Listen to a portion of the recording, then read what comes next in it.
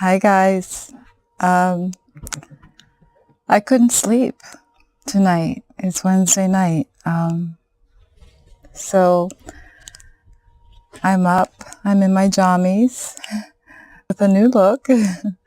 I wanted to read more of The Adventures of Big Girl and I by Ian C. Payne, aka Ian Y. Gath. Javi's chillin'. That's my reading sweater. Shout out Turtle. Turtle Skywatcher. Said I look like a therapist in my last video. That's funny. That's a good one. I was just petting him and letting him kiss me, and he's due for a haircut because spring is coming. I get the haircut in the spring and summer. I keep him real shaved. So, but yeah, we were just cuddling, and he's all licking my face and my neck. And what I say, "You cleaning, mommy? You cleaning me?" Because I'm always picking things off of him, and I think I got some of his hairs in my mouth. Excuse me. I might as well wash them down, right?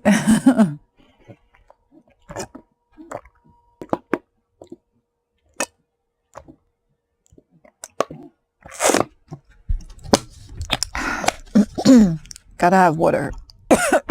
Excuse me. You comfy there, baby? Whenever I leave for a little while, when I'm at the food bank, run errands or whatever, he always wants to, I always have to leave an article of clothing for him, which is good for when we have pets, because they can smell us and know that we're near and know that we're coming back. I'm right here, baby. So hopefully he will let me read.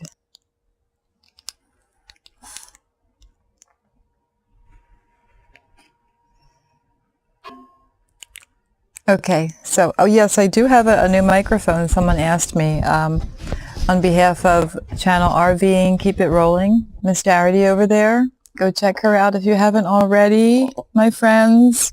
She's a doll. She also gave me for Christmas the UBZ phone stand where my mobile is actually on, so I can be Miss Mary Mac. Oh, so I can be hands-free. And this microphone, it's kind of cool. What? Oh, whoa, what? Attention? Anyway, I'm going to try to give him love with one hand and read on this hand. I'm not an avid reader. For a while I haven't been because of my eyes. You know, we all have our little things. I'm in no denial that I'm getting older. But I work with what I can.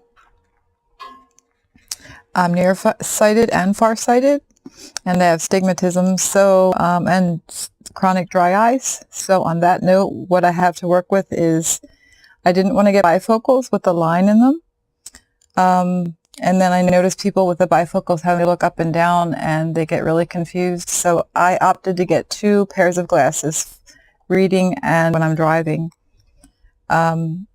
About 3 years ago, but haven't had an update since, but I made the appointment, so I will be getting new glasses. Yeah, because when these are up, I can't see far away. Everything's blurry. So these are strictly for close-up. And, yeah. Yep, I'm a 4-eyed girl normally. I've been fighting it. I tried. But it's all good. We need what we need. And it's okay. I'm actually looking forward to growing older, middle age. Some people dread it. I do not. This is the longest I've gone, probably almost 8 months without getting my hair touched up. I have about 3 inches of grays, salt and pepper, and I kind of like it. When I pull my hair back, I'm able to see what I'll look like when I become an older woman. And I kind of like it. But I do want to touch up soon. I darkened my hair just a shade darker, like a chestnut brown. My regular color, my natural color would be like a dark blonde, or like when I was a baby I was a strawberry blonde. So it'd be like a dark blonde, light brown color. But I like the dark My family either has blonde hair and blue eyes or dark hair and blue eyes. I got stuck in the middle of dark and light hair. So I chose to be a little darker. I like the darker shade. Anyway, we left off with, I like to read the following sentence or two where I left off, which was August of 1955 was nice, warm, and sunny. It was one of those old-fashioned lazy summers that poets and songwriters tend to wax eloquent about. But Santa was not taking the summer off. No need, for he had a delivery to make. It was a bit late, to be sure, but it was the only way to fix a little girl's broken heart. So on the 9th day of August, her belated Christmas gift arrived, a bouncing baby boy, the brother she had asked for. Yes, me. So I'm assuming that me is Ian. I'm assuming. That was the start of our adventures together. Once I was old enough to talk, as I could not pronounce my sister's name. I just called her Big Girl. I have often wondered since how many times she has requested that Santa take me back. The following short tales are based on real events in our lives. I hope you will enjoy reading them as much as we enjoyed living through them. So that was the recap of the first page I read in the video prior to this one, titled Postman Rings Twice. So now we're going on to Scaling the Slopes. That Friday in July was a typical Rocky Mountain foothill summer day. Comfortably warm, not hot. Dad was home from work and packing all our camping gear into our trusty '54 Chevy Bel Air. Mom was in the kitchen loading the ice chest and other containers with food and utensils we would need for a weekend camping trip. Big Girl and I were busy making sure we had all the necessary, well, at least in our minds, items we would need to survive 2 days and 2 nights in the wilderness. Soon all was ready. All necessary and required goods were packed and stowed in the car and car top carrier. The canvas water bags had been filled, ready to assist the car's radiator, which had a tendency to overheat. Finally, 4 humans were ensconced in their rightful seats, and the time had come for this adventure to commence. The drive out to the national park was uneventful. We managed to avoid the not-so-unusual flat tire, boiling radiator. Sorry, I'm not used to reading, and I'm used to audiobooks and listening, so some of my reading might stutter a bit, but I'm going to reread that sentence. The drive out to the national park was uneventful. And I'm also picturing these things in my head, and it reminds me of some of my journeys in my childhood. Okay, third strike, here I go. And I'm not striking out. The drive out to the national park was uneventful. We managed to avoid the not-so-unusual flat tire, boiling radiator, and/or the need to heed the call of nature. The oft-asked, "Are we there yet?" was proffered and answered. The requisite number of times needed to maintain my membership in the Children's Union. The banal, "Mom, he's bugging me," was offered up by Big Girl on occasion, just to maintain the right family atmosphere in the sedan. In due time, we rolled up to the park's gateway, exchanged all due cordialities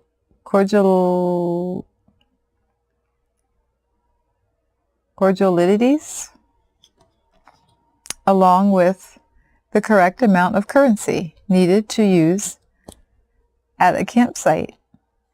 And into the park we went. Finally, after the longest 45 minutes drive any child should ever have to suffer, we pulled into our camping spot at Fiddle Creek Campgrounds. The car doors flew open.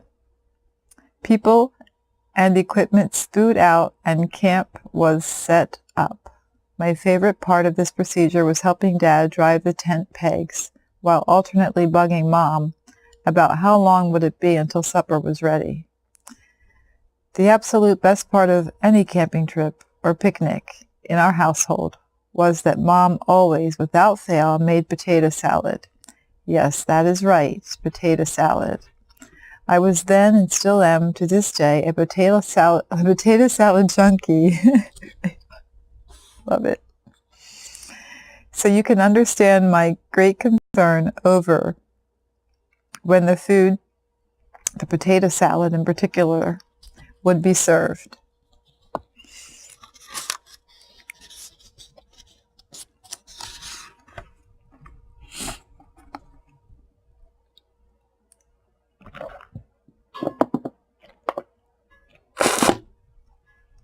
Excuse me.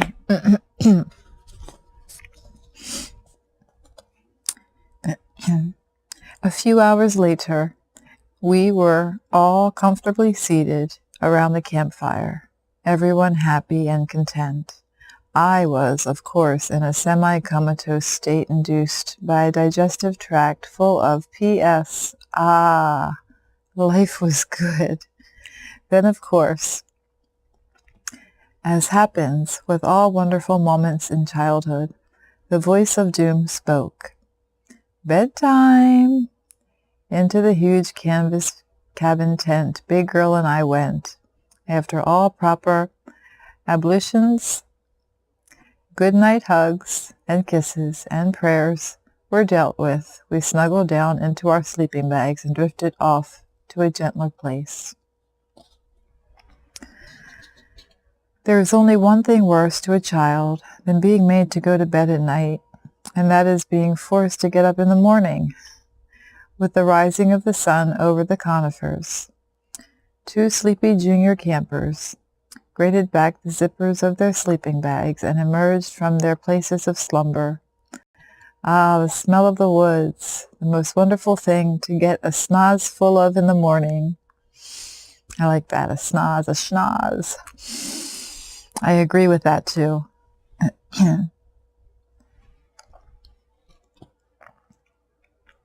Oh wait, baking sizzling in the frying pan is a closer contender, but combine the two, and you are in a camper's heaven. The only downside to breakfast, due to the stubbornness of the parental contingent, was that no potato salad would be served with the eggs and bacon. I was informed that if I wanted anything else to eat, I could have toast, fork browned over the campfire. Oh, be still, my heart. Do they really think that toast even came close to the taste bud stimulation ambrosia called potato salad?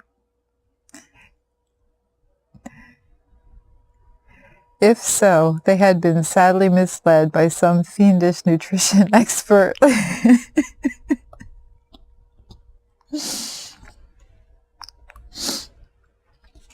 Breakfast finished, dishes done, and all personal hygiene and camp chores behind us, we set out for a day of high adventure in the wilds of the mountains.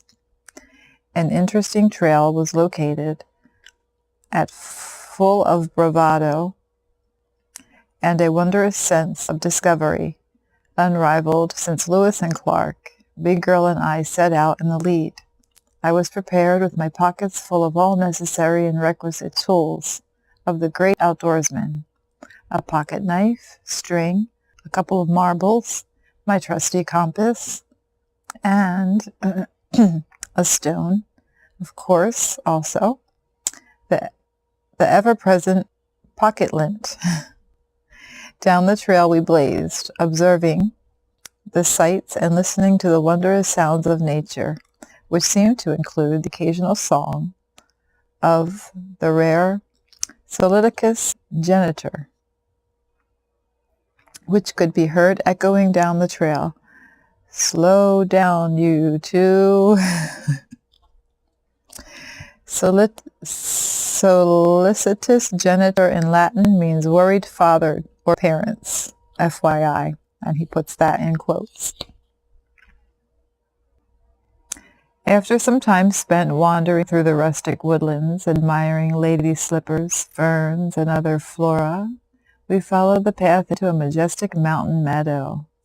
Big Girl and I, liberated from the conifers of the forest, chased each other around and had a great time. Mom and Dad finally caught up with us and felt this lovely glade that was perfect setting for our picnic lunch. So a blanket was spread and victuals were produced from the haversack Dad had been graciously enough to lug along. We sat there for quite a while, just enjoying the fresh air, sunshine, good food, and company. Then while the folks packed things up, Big Girl and I decided to climb to the top of a scree slope that emptied into the western side of the meadow. Big Girl took the lead, and I, her trusty sidekick, followed along in her shadow. After much sliding, slipping, and general scrambling, we finally reached the top. Wow, what a breathtaking view. We could see for miles over the tops of the trees. We could see Mom and Dad down in the meadow looking up at us. We could also see getting back down was going to be much harder than climbing up, so we just stood there. Finally, Dad's firm voice drifted up to us. "Okay, guys, it's time to go." Big Girl took the cue and slipped and slid her way amongst the cavalcade of stones back down to the bottom. But something happened inside me. I was frozen in my place. My arms and legs refused to obey my brain's command to move. Every motor function in my body had rebelled and listened to an insidious voice of fear crying out from my heart. Danger. I was suddenly terrified at the prospect of going down that gravelly slope. My life, all 5 years of it, flashed before my mind's eye, and I knew the end had come. Nothing could budge me from that spot. Mom even promised me a large bowl of potato salad when we got back to the camp, if I would only come down. Have I mentioned how much I love potato salad? But no, not even that normally irresistible lure could get my feet to uproot themselves from the small piece of terra firma to which they were most firmly attached. I'm right here, baby. Calmate, papa.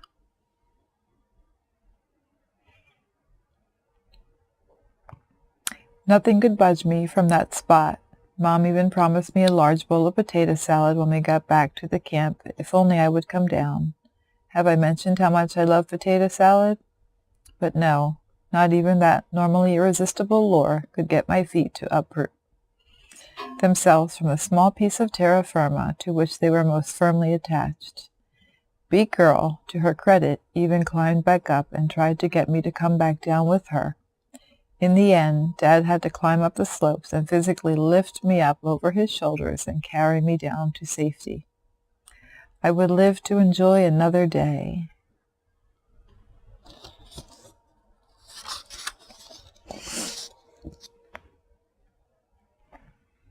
To this day, I don't know why I was so frightened of descending that slope, but I do remember, although Big Girl and I often had our spats and tiffs, she never once teased me about that unforgettably embarrassing moment of fear. Someday, I need to go back to that scree slope and show who the boss is. I will add that to my bucket list. And there's the picture for that chapter.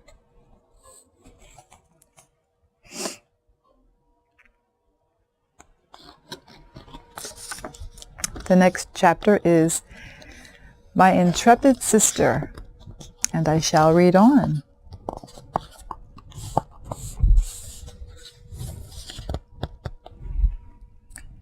As best I can recall, I would have been in about my 6th year of life.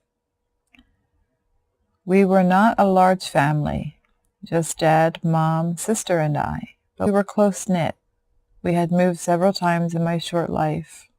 While adapting at making new friends, it was with each other that we stuck closest. I, being a typical boy of the era, was into the whole cowboy and Indian scene. I had my kit like hombres. I had my kit like hombres. I had my kit like hombres of the plains, hat, boots, belt, and of course my trusty side iron. It was a beauty.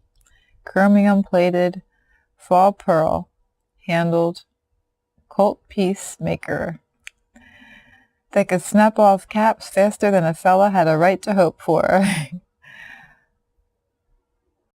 Oh, I was one slick dude. This is so cute. This book is adorable. I'm picturing it as I'm reading, and that's why I'm getting stuck for some words. Oh, I was one slick dude. If the westward movement hadn't been long over, well, I would have been the man to clean things up and single-handedly bring the law and order. No, sir, if I had been there, it would have never had been known as the Wild West. My sister and I were 6 years apart. She was the best pard a guy could ask for. Pard meaning partner, I think. She was the best pard a guy could ask for.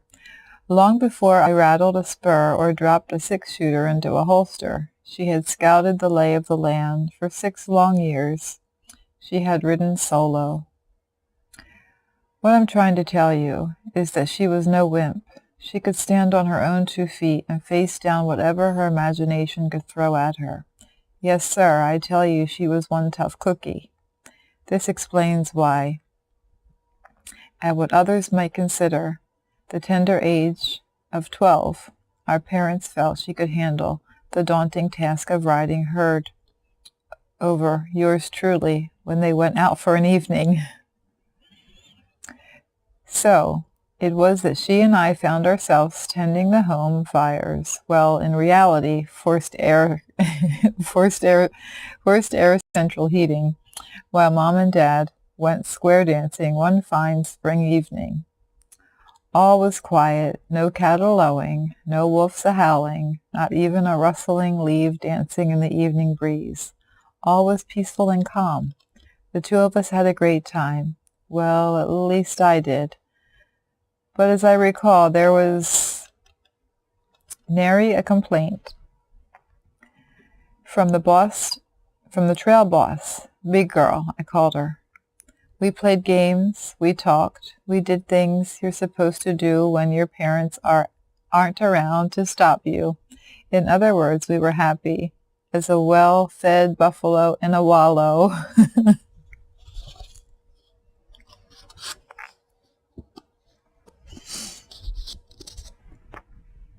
Then suddenly everything changed. Our parents' freeze zone was rent asunder by a noise from the basement. I looked at Big Girl. She looked at me. 1,000 terrors raced through our heads as we stood there deciding what course of action to take. But we weren't greenhorns or tenderfeet. We knew at once that noises don't make themselves. No, sir. Someone was in our basement. Instinctively, we both knew this was no time to pussyfoot around. Action had to be taken. The home range was being set upon by some malcontent with devilry in their scheming little brain. Danger loomed large, and the only thing that could stop it was for us to take a stand. Oh, I tell you, I was so proud of Big Girl. She turned to me, held out her hand, and said, "Give me your gun." Well, you and I both know that a man's gun is exactly that, his gun. But while I wouldn't have turned my trusty shooter over to anyone else, I knew Big Girl would treat it with the greatest respect. On top of which I was scared, and Mom and Dad had put her in charge. I was quick to unholster my side iron within a move that Hopalong Cassidy and Randolph Scott wouldn't have been able to would have been in awe of, and placed that shooting iron right in their palm of Big Girl's outstretched hand. All right. We were armed and ready for bear.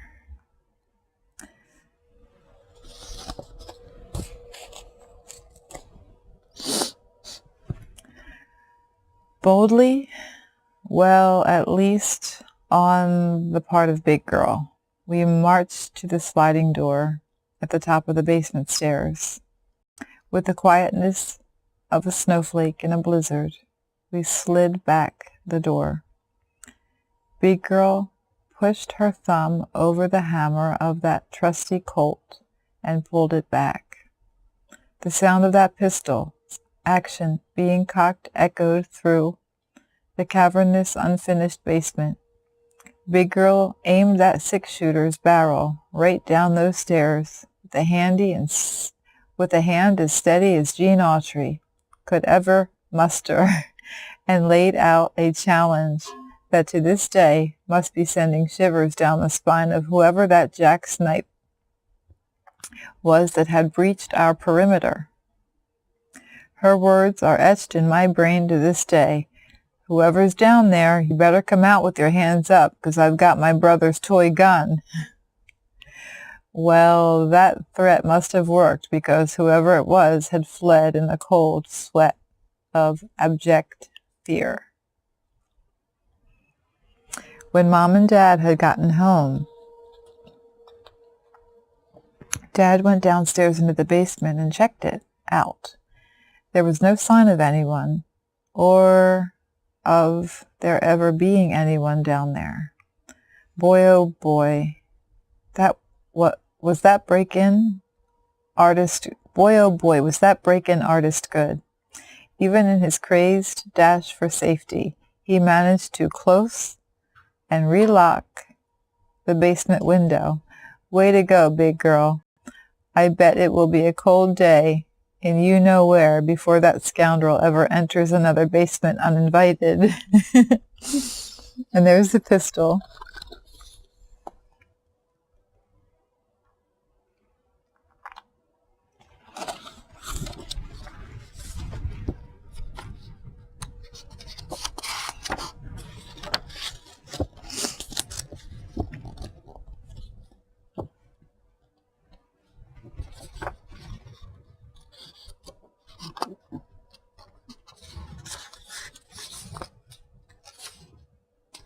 Okay. I'm going to read one more chapter and then leave the rest for a third part, and that'll be the ending. So this is The Art of Leaving Home. It was a brisk fall day at the foothills of Alberta. The leaves were turning color and slowly releasing their tenuous hold on the trees which had nourished them. A casual viewing of the small town, nestled in the gentle river valley, gave one a sense of peace and serenity. It was amazing how deceptive casual viewing can be. It was in at least one of the humble domiciles that sat along the tree-lined streets. A storm was brewing. Big Girl was not happy at all. The management team, aka Mom and Dad, were not giving in to her demands, nor were they willing to negotiate.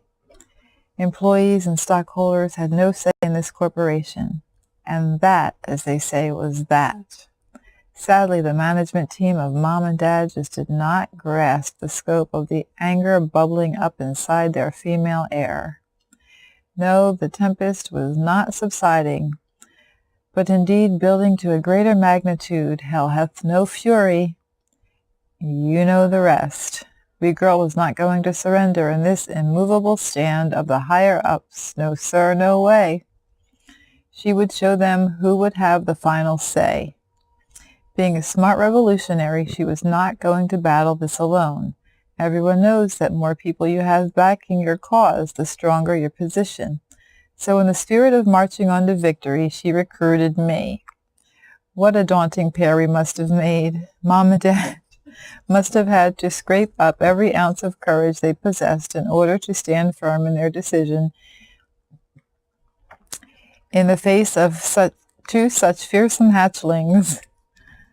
All in all, who in their right mind would want to take on a 12 and a 6-year-old? No negotiations were in the offing. No compromise was to be found or offered. A ruling had been made, and management was not, I repeat, was not backing down. History has proven many things to be true, and one of them is summed up in that fight. One of the characters leaped to a window ledge, and before jumping out, boldly and truthfully states, "He who fights and runs away, lives to fight another day."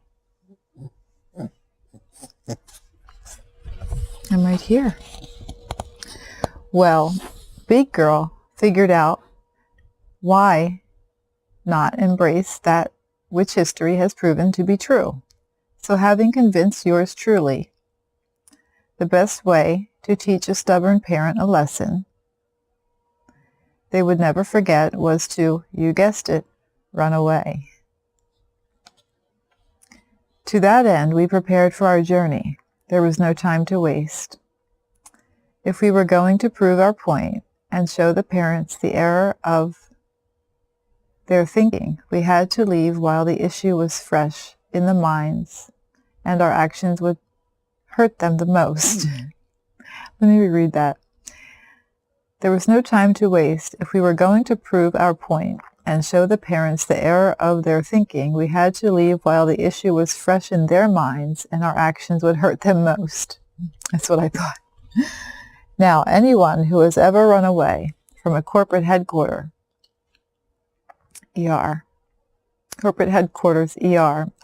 home, knows you must take certain essentials with you. This therefore requires some type of container in which to put said worldly goods.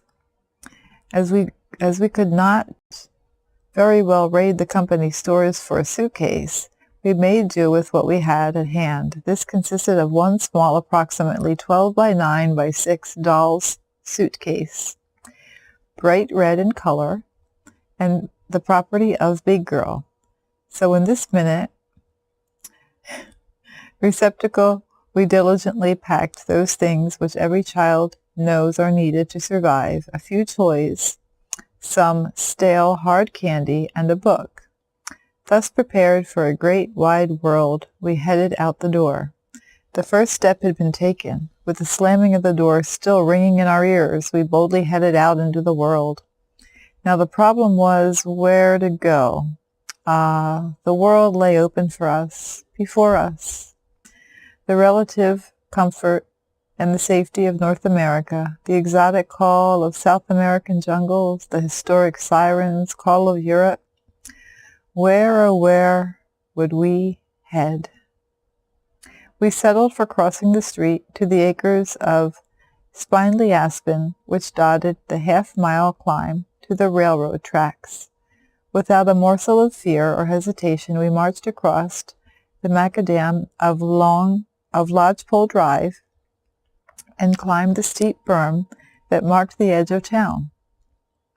Once past that hurdle, we realized that if we continue our journey, we would miss out on the best part of our plan, seeing the pain and suffering inflicted on the enemy by the loss of such valuable assets, namely us.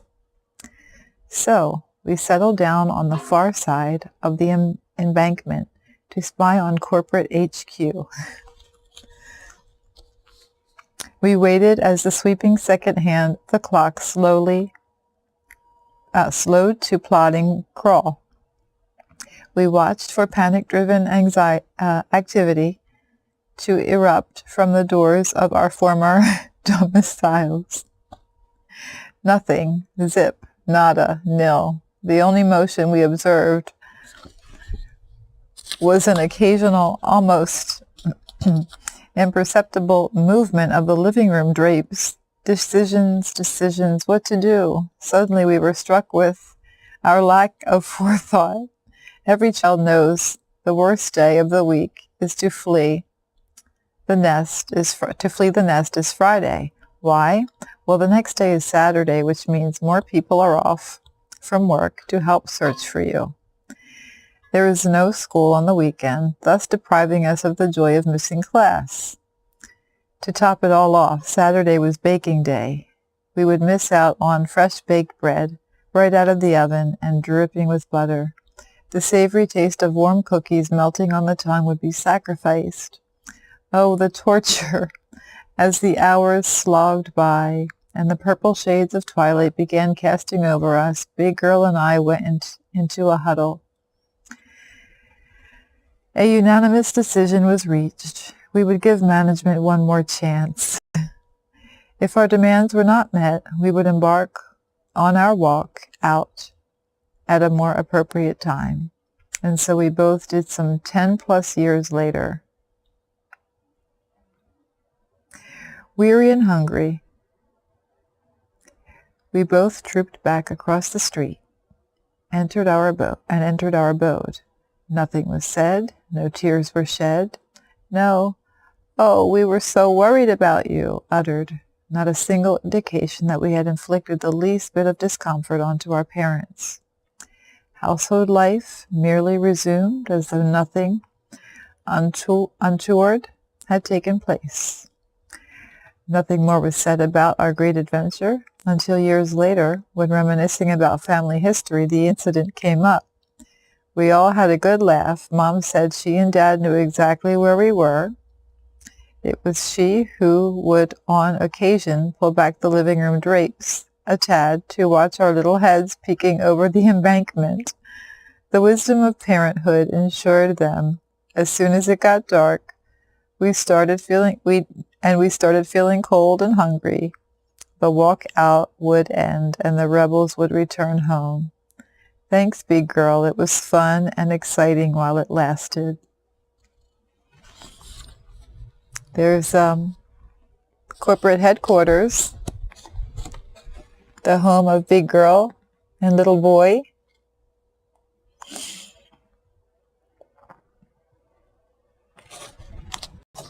And the little red suitcase. Oh, that is precious. This is so precious.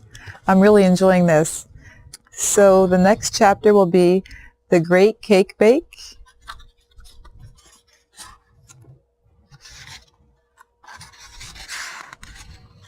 And the toboggan. And lastly, a parade to remember. I hope you guys are enjoying this. I am. I believe Ian, because I watched so many videos, Ian read this book on his channel. So if you want to check it out from the reader, the author himself, again, go to his channel. Thank you for listening, and I hope you enjoyed this. I know some of you mentioned in the first video that you would like to hear the rest of it. And he said it was okay to read his book, so here I am. I'm not the best narrator, but I'm learning as I go and growing as I go. So thank you guys. See you next time. Bye for now. Love yous. Ready for sleep, pumpkin?